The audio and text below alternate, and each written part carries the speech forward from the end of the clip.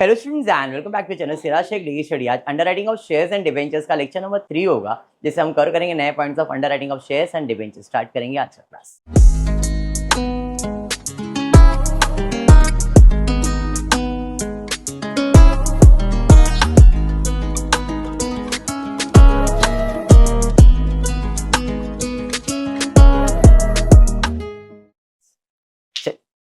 आज के क्लास में जो भी शेयर्स के सम्स लेने वाले थोड़ा सा डिफरेंट होने वाला है, क्योंकि अब तक जो सम्स आपने सॉल्व किए वो बेसिक सम्स थे। शेयर्स बेचने थे, अंडरराइटर को अपॉइंट किया, अंडरराइटर का मार्क्ड एप्लीकेशन आया, अनमार्क्ड आया, जीएलआर में बांटा, दैट्स इट। अगर नेगेटिव आया तो आप उसको एडजस्ट करते थे, बराबर है। आज थोड़ा सा अलग लेने वाले हैं सम्स, जरा ध्यान दें। पेज नंबर 226 के लिमिटेड, ये सम हुआ था कि अपना नहीं हुआ है, बराबर। फॉर्मेट की बात करूंगा तो आपका फॉर्मेट पहला होता है ग्रॉस लायबिलिटी, उससे माइनस करते हो आप मार्क्ड एप्लीकेशन तो बैलेंस मिलता है, माइनस करेंगे अनमार्क्ड तो बैलेंस मिलता है, अगर क्रेडिट आया तो एडजस्ट करता है, ऐसा ही कुछ है। चलिए देखते हैं क्वेश्चन दिया क्या गया है। के limited issue 50,000 9% preference shares of 10 each, 75% of the issue was underwritten by M। मतलब एक ही अंडरराइटर है M, और उसने बोला है तुमको 50,000 शेयर बेचने, लेकिन मैं सिर्फ और सिर्फ कितना % शेयर बेच के दे सकता हूं। तो बाकी 25% कौन बेचेगा? कौन बेचेगा? कंपनी। ये बात बताया गया है। तो हमारा ग्रॉस लायबिलिटी रेशियो है 75:25, 25 3 जा 25 1 जा 3:1। Gross liability minus mark balance minus unmarked balance आ जाएगा। फॉर्मेट आपका यही है। अंडरराइटर में एक ही अंडरराइटर है M और दूसरा है कंपनी और टोटल, ठीक है। चलिए कितना शेयर्स बेचना था मुझे, अब देखते एप्लीकेशन आया कितना। In addition there is a firm underwriting, काहीतरी नवीन, firm underwriting of 5,000 shares from M। In all company receive application for 42,000 shares. Application आया है मुझे 42,000 का, बराबर, ठीक है। 50,000 मुझे शेयर्स बेचना था। M ने कितने की रिस्पॉन्सिबिलिटी लिया था? 75% का। तो 50,000 का 75% 37,500, और इस 3:1 में भी डिवाइड करोगे GLR तो आपको 37,500 और 12,500 आएगा। टोटल एप्लीकेशन कितना आया है? 42,000। जो बोल रहा हूं जरा भी ध्यान से सुनो। अब तक जो भी सम था that was very much normal. इस क्वेश्चन में एक नया वर्ड दिख रहा है, फर्म अंडर राइटिंग। ये होता क्या है?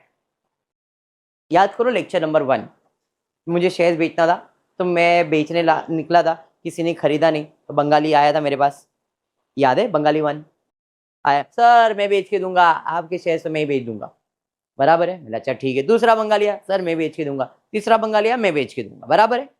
बेच के दूंगा, खरीदूंगा ऐसा बोला क्या? खरीदूंगा ऐसा बोला था, सर मैं शेयर्स बेच के दूंगा आपको, बराबर। तब तक फर्म अंडरराइटिंग नहीं था। जब भी फर्म अंडरराइटिंग आता है तो इसका मतलब होता है कि जो अंडरराइटर होता है ना, मैं बेच के दूंगा लेकिन उसमें से कुछ शेयर्स मैं भी खरीदूंगा। शेयर्स बेच के दूंगा लेकिन उसमें से कुछ शेयर्स मैं भी खरीदूंगा। इन शॉर्ट वो फर्म को एक अंडरराइटिंग दे देता है कि आपके शेयर्स बिके नहीं बिके ना तो भी मैं इतना खरीदने वाला हूं, क्योंकि मुझे भी खरीदना है आपके शेयर्स। इसको कहते हैं फर्म अंडरराइटिंग। समझ में आया? तो वो मेरे लिए भी अंडरराइटर को भी अप्लाई करना ही पड़ेगा, चाहे वो फर्म अंडरराइटिंग हो नहीं, उसको अप्लाई तो करना पड़ेगा। लेकिन फर्म अंडरराइटिंग किसको मिलने वाला है? अंडरराइटर को। कंपनी को मिलेगा क्या? क्योंकि वो उसका गारंटी है, वो खरीदने वाला है। मैं खरीदने वाला हूं क्या? नहीं। दिमाग में बैठा फर्म अंडरराइटिंग कि गया ऊपर से। वापस एक बार, वापस एक बार। मेरे को शेयर्स बेचने हैं।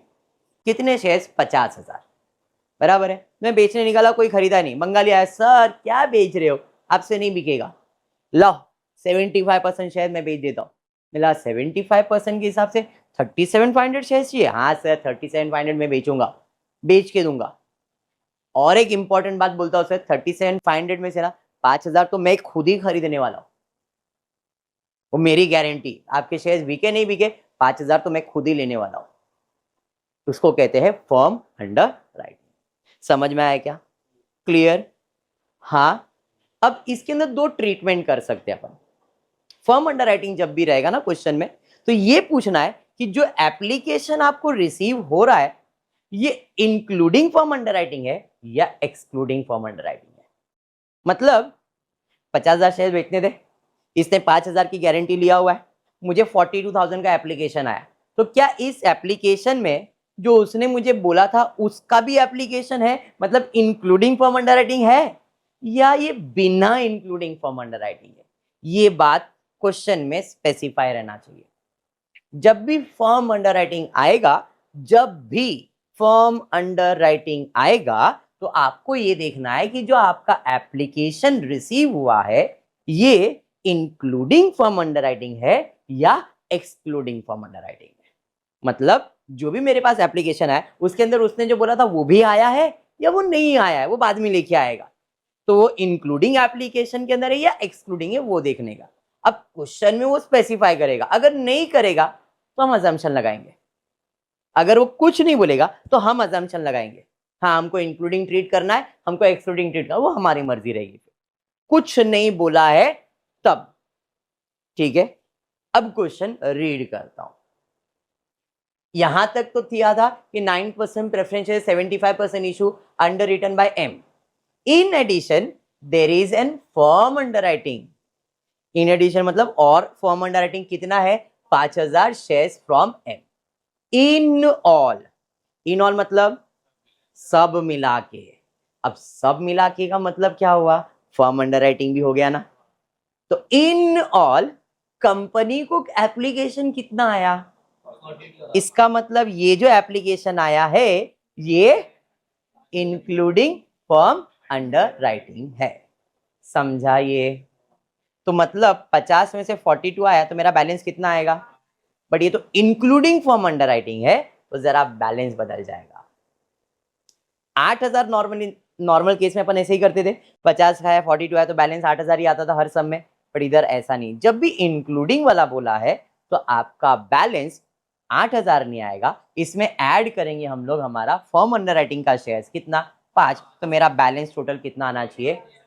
नॉर्मल केस में 8,000 आने वाला था, बट क्योंकि ये इंक्लूडिंग है तो मेरा बैलेंस कितना आने वाला है? 13,000।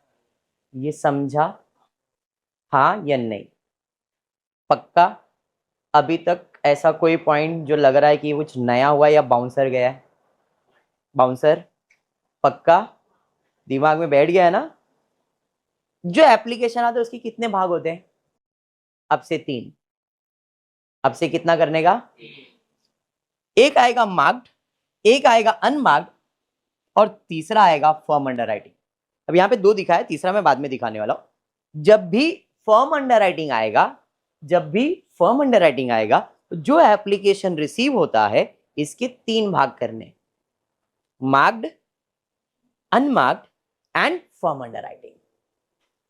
आगे मैं दिखाऊंगा, अभी यहाँ पे 2 लिखा है, आगे और एक आने वाला है, ठीक है। तो जब भी फर्म अंडर राइटिंग आएगा तब, फर्म अंडर राइटिंग नहीं है मतलब नॉर्मल सम है, 2 ही भाग होगा, ये ऐड लेस कुछ भी नहीं, नॉर्मल जैसा करते हैं वैसा सम, दैट इज इजी सम। लेकिन डिफिकल्ट पार्ट है फॉर्म अंडर राइटिंग वाला part, including excluding benefit given not, ऐसे कुछ चीजें होने वाली। अभी तक यहां तक क्लियर हो गया? पक्का? चलिए 42,000 शेयर्स आया जिसमें 30,000 shares application had the seal of mister M. Seal है मतलब मार्क्ड है, कितना? 30,000, वो भी एम का है। बाकी किसका है मालूम है क्या? तो के को मिलेगा क्या? कंपनी को नहीं ना। तो मार्क कितना है? टोटल कितना आया है? 42 में से 30 तो मार्क है, तो बचा कितना? 12,000। 12 में से क्योंकि एप्लीकेशन इंक्लूडिंग है तो 5,000 तो फॉर्म अंडर राइटिंग का है, मैंने बताया 3 पार्ट होते हैं, तो 12 बचे, बट 12 अनमार्क्ड नहीं है। 12 में 5,000 क्या है, तो बाकी बचा कितना? ये तुम्हारा अनमार्क्ड है। समझ में आ गया। तो इसके 3 भाग कैसे, 7,000 अनमार्क्ड, 5,000 फॉर्म अंडर राइटिंग। देख लो तीनों का ऐड करके 42,000 का हिसाब मिल गया, हाँ या नहीं। इसके पहले की क्लास में मैंने बताया था अगर कंपनी इन्वॉल्व हो जाती है, अगर कंपनी इन्वॉल्व होती है तो जो भी एप्लीकेशन आएगा जिसपे मार्क्ड है वो तो उसका ही है, और जो अनमार्क्ड है वो किसको मिलता है, कंपनी को। ये 7,000 किसको मिलेगा, कंपनी को, अंडरराइटर को मिलेगा क्या। और ये फॉर्म अंडर राइटिंग किसको मिलता है, अंडरराइटर को। वर्किंग समझ गया, वर्किंग समझा, पक्का समझा, हाँ या नहीं। सॉल्यूशन पे जाते हैं। पहले ग्रॉस लायबिलिटीज लिख दिया, माइनस करेंगे क्या, मार्क्ड एप्लीकेशन। कितना है मार्क्ड एप्लीकेशन, इधर कुछ भी आएगा क्या, तो 37,500 में 30 माइनस करेंगे, बराबर, ऐड करके देखो 20, माइनस करेंगे अनमार्क्ड, किसको, कंपनी को, 7,000। समझा। और एक चीज माइनस होगा, फॉर्म अंडर राइट माइनस ही होगा, क्योंकि इसे कहते हैं ये मार्क्ड एप्लीकेशन जैसा ही होता है, क्योंकि ये एम ही लेने वाला है, इसमें स्टैंप है ना एम का, मतलब ये क्या है, मार्क। तो हम ऐड नहीं करते, ये सब करने के बाद उसको क्या करते हैं, माइनस। तो लेस फॉर्म अंडर राइटिंग किसका, एम का, 5,000, कंपनी का है क्या, बैलेंस निकालेंगे। समझा सर, 8,000 ही आया, 13,000 आना चाहिए था। नॉर्मल सम इतना ही करते थे आप, हाँ या नहीं। नॉर्मल सम इतना ही होता है, बट ये नॉर्मल नहीं है, फॉर्म अंडर राइटिंग का सम है। तो नॉर्मल सम ऐसे ही होता है, marked unmarked minus on the balance. अब बैलेंस आने के बाद जब भी क्वेश्चन में फॉर्म अंडर राइटिंग आएगा, जब भी फॉर्म अंडर राइटिंग का सम होगा, चाहे बेनिफिट गिवन हो चाहे बेनिफिट नॉट गिवन हो, कुछ भी हो, बैलेंस फाइनल आने के बाद जितना भी फॉर्म अंडर राइटिंग वो सब क्या करने का, ऐड। तो सर माइनस क्यों किया, माइनस करना पड़ता है क्योंकि हम उसे बताते कि बेनिफिट दे रहे या नहीं दे रहे। उसके बाद एट द एंड बैलेंस आने के बाद जितना फॉर्म अंडर राइटिंग उतना अपने को क्या करना है, ऐड करना है। किसको, एम को ही मिलेगा 5, इसको मिलेगा क्या, नहीं। 2,500 प्लस 5 7,500 और 5.5, 7.5 और 5.5 13,000, बैलेंस कितना आना चाहिए था। समझा। इसे कहते हैं form under writing including application में बेनिफिट गिवन। बेनिफिट गिवन मतलब 5,000 का बेनिफिट किसको दिया है, एम को। कभी कभी क्वेश्चन बोलेगा नहीं हमको बेनिफिट नहीं देने का, जब बेनिफिट नॉट गिवन है तो ये 5 और 7 दोनों मिला के किसको दे देने का, कंपनी या तो जीएलआर में बांट देने का। अब यहाँ पे कंपनी इसलिए, अगर कंपनी नहीं रहता अंडर राइटर रहता तो अनमार्क्ड एप्लीकेशन किसको देते, अंडर राइटर को, बट कौन से रेशियो में देते, GLR। तो इस केस में भी आप उसको किससे डिवाइड करने वाले हो, GLR। सम करवा रहा हूं लेकिन ये बेसिक जो है वो समझ में आया क्या, पक्का। ये कंपनी वाला सम था, समझ में आया है, पक्का। Same text book page number 227 पे ऐसा ही है, बट अब कंपनी नहीं आया, अंडर राइटर्स ही आया, सेम चीज है। ABC company came up with public issue, कितने शेयर इशू करने गए, 3 lakh equity shares of 10 each eight 15 पर शेयर। प्रीमियम के बात करना नहीं है। PQNR took underwriting of the issue in the ratio 3:1, मतलब 3 लाख शेयर बेचने के लिए कितने अंडरराइटर अपॉइंट किया आपने, 3। PQR बराबर है कितने शेयर बेचने, 3 लाख। रेशियो क्या है, 3:2:1। अपने को तो अलाउड है कैलकुलेटर, जरा फटफट कर लेंगे तो बढ़िया हो जाएगा।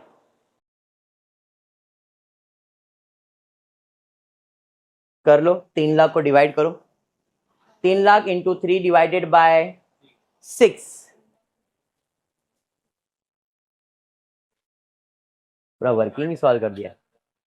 कितना, 1.5 लाख, 1,50,000 बराबर हो गया ना, 3 लाख। समझ में आया, चलिए। तो 3 लाख का बाइफर्केशन हो गया आपका। अब आगे बढ़ते, with a provision of firm under writing 20,000, 14,000, 10,000, मतलब पी ने फॉर्म अंडर राइटिंग कितना लिया, 20, क्यू ने क्या बोला 14, इसने क्या बोला 10,000। इसका 1.5 लाख है, इसका 1 लाख है, इसका 50,000 है, और इनका फॉर्म अंडर राइटिंग आपको मिल गया। ठीक है, यहां तक आगे बढ़ते। application were received for 2,40,000 shares excluding firm underwriting. मतलब मुझे एप्लीकेशन कितना मिला? ये था इंक्लूडिंग, ये था एक्सक्लूडिंग। 3 लाख में से 2,40,000 बिका, बचा कितना? मेरा आंसर 60,000 ही आएगा। क्यों? एक्सक्लूडिंग है। इधर 8,000 है क्या? नहीं, इधर 13,000 ऐड कर दिया फॉर्म अंडरराइटिंग, बट यहाँ पे बैलेंस कितना आएगा? 60,000। फर्क समझ में आया? इंक्लूडिंग एक्सक्लूडिंग का फर्क समझा? पक्का 100%। दोनों सम इसलिए सामने सामने रखा है, विजन समझ में आ जाए। ठीक है, अब मुझे जो एप्लीकेशन आया इसकी कितने पार्ट्स निकलने वाले? 3, एक मार्क्ड, एक अनमार्क्ड और एक फर्म अंडरराइट। पहले मार्क देखते कितना है। The marked application from public we received as under. P का है 60,000, क्यू का है 50,000, 60, एक 20, एक 70 हो गया। 2,40,000 में से एक 70 तो तुम्हारा मार्क्ड है, बचा कितना? 70। इधर ऐसा कुछ किया था मैंने? नहीं, जो मार्क था वो अलग किया, अनमार्क का 12, बट मैंने तो 7 क्यों दिखाया? बिकॉज ये इंक्लूडिंग था, तो उसमें से मैंने 5 फॉर्म अंडरराइटिंग अलग किया और बाकी दिखाया इधर। बट इधर मैंने अलग किया क्या? क्योंकि ये तो एक्सक्लूडिंग है, इसके अंदर फॉर्म अंडरराइटिंग है क्या? नहीं है, बराबर है। बट क्वेश्चन में फॉर्म अंडरराइटिंग तो दिया है, तो ये इसके 3 भाग होने चाहिए थे। मार्क्ड हो गया, अनमार्क्ड 2,40 तो हो गया सर। अब हम इधर अलग से ऐड करेंगे, फॉर्म अंडरराइटिंग के शेयर्स कितने हैं? 44,000। इंक्लूडिंग में ऊपर ऐड करके निकाला और एक्सक्लूडिंग में अनमार्क के बाद अलग से हम फॉर्म अंडरराइटिंग ऐड करते, कितना? 44,000। करना पड़ता बेटा, फॉर्म अंडरराइटिंग है इसलिए। यही तो फर्क है। एक्सक्लूडिंग है, बाद में ये लोग शेयर्स लेने आएंगे ना, सर मैंने आपके लिए अप्लाई करके रखा था, मेरे को शेयर्स दो, वो कहां से देंगे हम लोग? तो अपने को हिसाब तो दिखाना है ना, तो इसके लिए हम लोग क्या करते हैं उसको, ये एप्लीकेशन में तो आया नहीं, तो अलग से एप्लीकेशन आया है, तो अलग से एप्लीकेशन आया तो ऐड ही करेंगे ना हम उसके अंदर, है कि नहीं? इसके लिए हम इसको क्या करते हैं, अलग से ऐड करते हैं।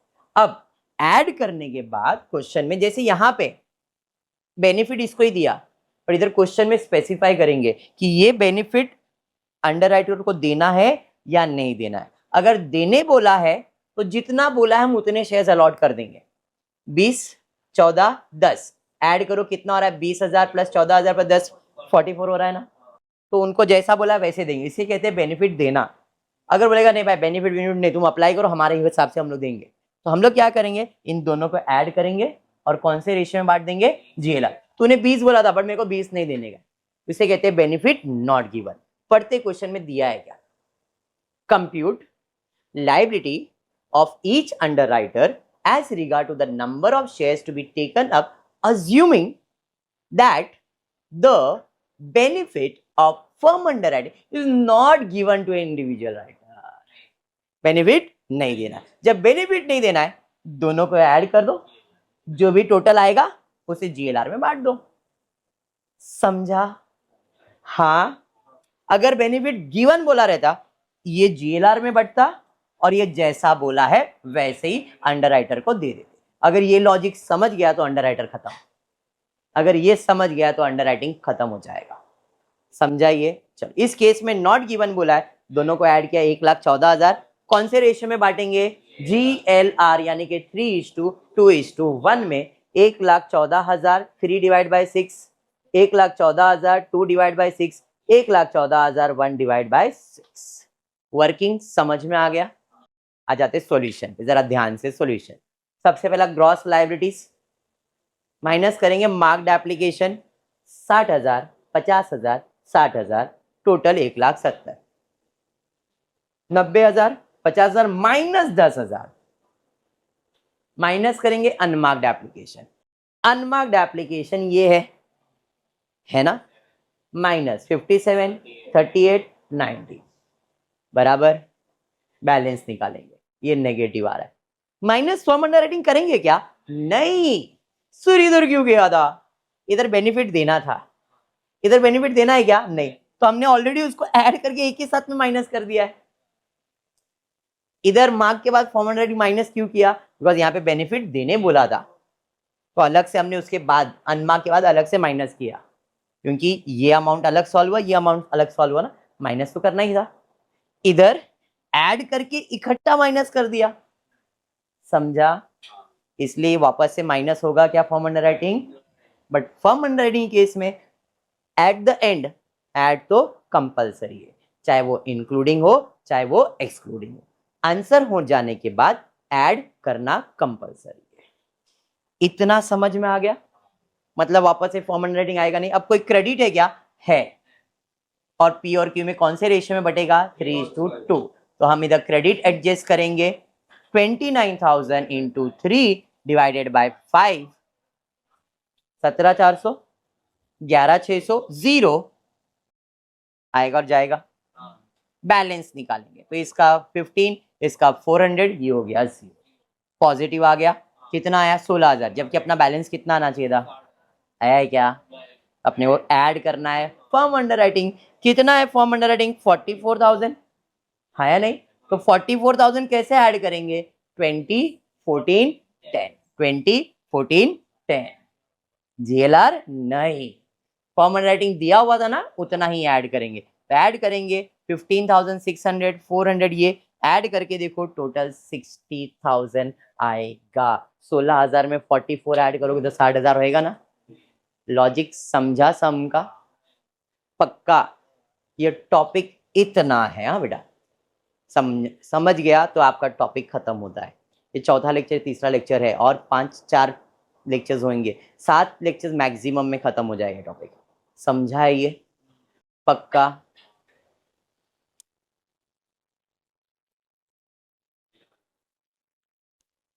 ठीक है, डन। बड़े आगे एक और सम लेता हूं, फिर वाइंड अप कर देता हूं। सेम सिमिलर नेचर का ही है, जरा ध्यान देना। ABC underwrote 60% of the issue of 1 lakh preferences of 10 each in the ratio 3:1. The firm and the marked application of the underwriter are given below. ABC underwriter है, firm undertaking, and ये है marked application. ये firm और mark है, तो ये firm undertaking का है और ये मार्क का अमाउंट भी। ठीक है, ये अमाउंट फर्म अंडरटेकिंग है और ये आपका मार्क्ड एप्लीकेशन है। इन ऑल एप्लीकेशन कितना आया? विच where receive, prepare a statement showing liability of each underwriter. Firm underwriting application are to be treated as, मतलब बेनिफिट नहीं देना, क्योंकि अनमार्क को बेनिफिट देते क्या अपन, तो इधर फर्म अंडरराइटिंग को भी बेनिफिट नहीं देना। चलिए, कितने शेयर्स बेचने मुझे? 1 लाख। लेकिन एबीसी जो अंडरराइटर है उसने कितना परसेंट शेयर बेचने की बात किया है? सिर्फ 60। तो 40% कौन बेचने वाला है? कंपनी। तो अगर ध्यान से देखो, A B C and company भी आ गया इसमें। ठीक है, 1 लाख शेयर्स मुझे बेचना था। 1 लाख शेयर्स 3:2:1, 3:2:1, 30, 20 और 10, 60,000 हो गया। बचा कितना? समझ में आ गया क्या? आंसर कैसे निकाला समझा? 1 lakh into 3 divided by 6, and और एल्स 60,000 ले लो। अगर ये नहीं समझ में आया तो 1 लाख का 60,000, 60% मतलब 60,000, उसको डिवाइड करोगे तो 30,000, 20,000, 10,000 ही आएगा। 1 लाख इंटू 3 डिवाइड बाय 6 करोगे तो 30,000, मैं वही बोलने जा रहा हूं, 1 लाख इंटू 3 डिवाइड बाय 6 करोगे तो 30,000 नहीं आएगा। आपको ये अमाउंट निकालने के लिए रेशियो है 3 और परसेंटेज कितना है? 60। तो आपको ये 1 लाख का 60% निकालना है, और 1 लाख का 60% आएगा 60,000। इस 60,000 को 3:2:1 में डिवाइड करना है, तो आपको ये अमाउंट मिलेगा। आप 1 लाख का ये रेशियो लोगे तो गलत आएगा। ठीक है, डन है इतना? 1 लाख शेयर्स बेचना था, एप्लीकेशन कितना आया? 80,000। इन ऑल मतलब इंक्लूडिंग, है या नहीं? 1 लाख में से 80 है तो बैलेंस कितना? बट क्योंकि ये इंक्लूडिंग है, ऐड करूंगा फर्म अंडरराइटिंग, और फर्म अंडरराइटिंग कितना है 24,000। तो 20 और 24 मेरा बैलेंस कितना आना चाहिए? बात समझ में आ गया क्या? अरे हाँ, चलिए 3 पार्ट्स निकालने ले, मार्क्ड, अनमार्क्ड और फॉर्म अंडरराइटिंग।